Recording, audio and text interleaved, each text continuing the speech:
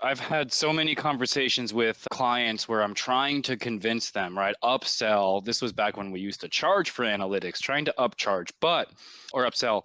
But one method that I would go about is with the client is Daniel's exactly right. It's education, but it's also being transparent with them to say, okay, hey, you don't want to do email threading on this case. That's fine. Is it okay if we run it in the background? Right? And use that for QC to say, hey, you tag this document as privileged, but also in the same thread later on, it's not privileged. That should totally be privileged, right? So that's one example. Another example is using active learning.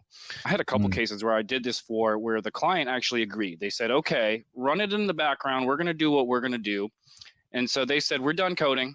Great. I took their coding, ran it through active learning, and said, find me all documents that you think is relevant that they haven't coded yet, or they coded as not relevant, and say, hey, client, take a look at these documents.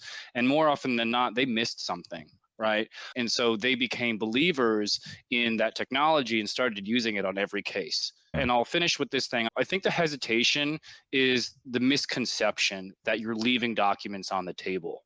That's simply not the case, right? We Yeah. have a case right now where we have to review every single document, but we're utilizing active learning just to get the more important, more relevant documents up front. So I think that's a big thing, but being able to provide tangible results that they can look at is huge in terms of being able to convince them that this works.